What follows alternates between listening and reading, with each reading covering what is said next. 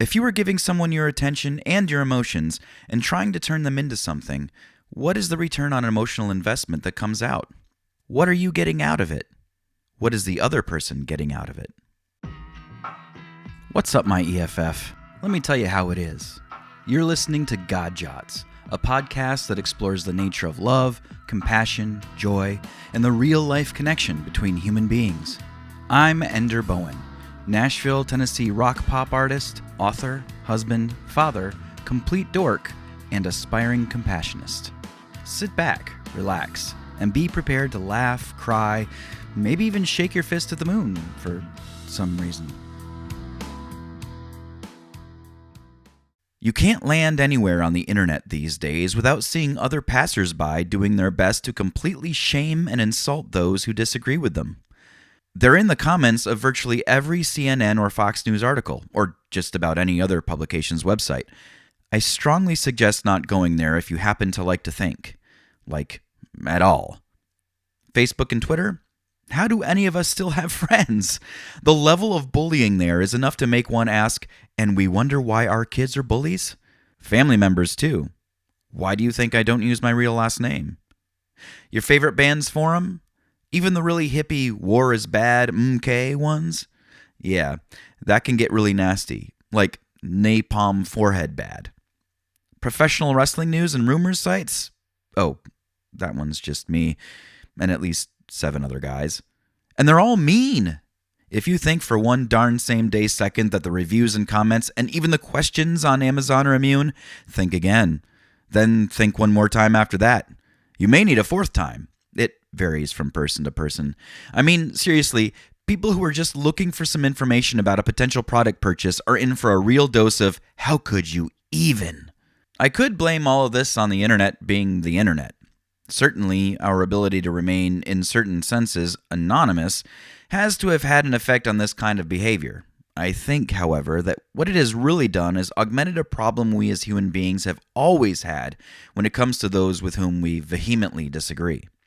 And it's never been good strategy. In my mind, sorry, we're gonna go there, the purpose of dialogue, particularly with those of differing opinions, isn't just to broaden horizons or to learn more about other points of view. I think it's also a marketing device, or a negotiation.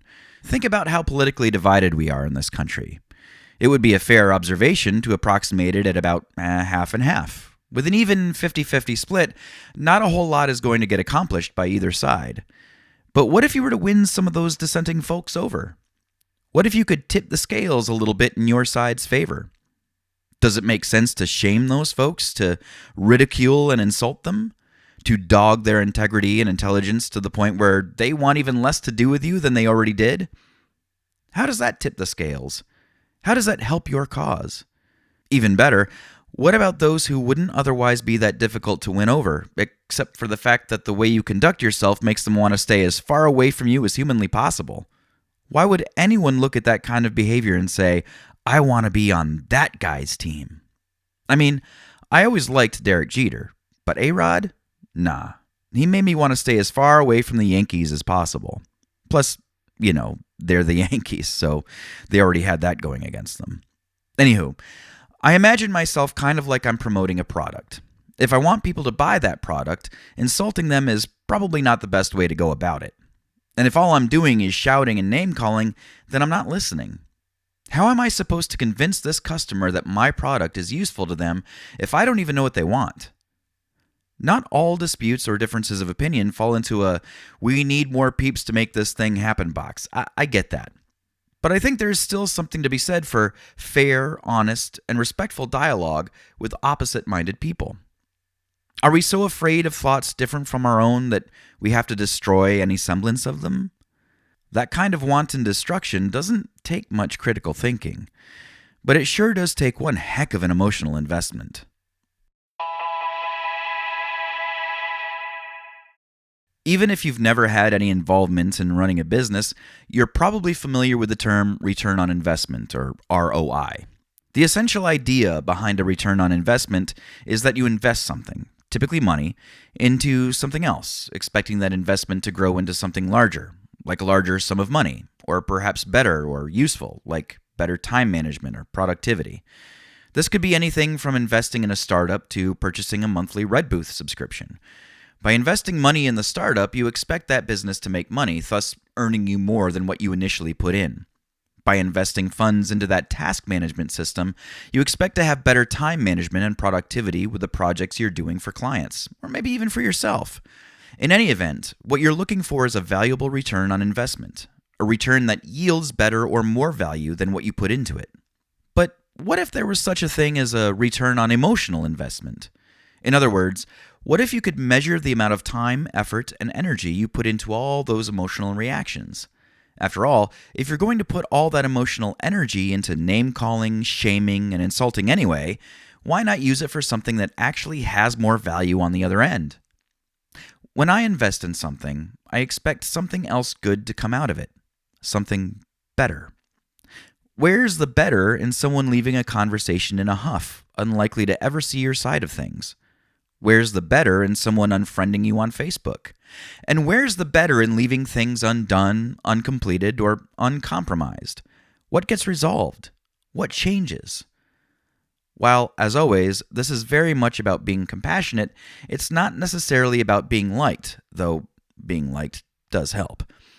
It's about a measurable return on emotional investment, which, as it turns out, takes a little critical thinking, too. If you were giving someone your attention and your emotions and trying to turn all that into something, what is the ROEI that comes out? What are you getting out of it? And what is the other person getting out of it? What are you trying to accomplish? And are you and the other person or people with whom you've just interacted better for it?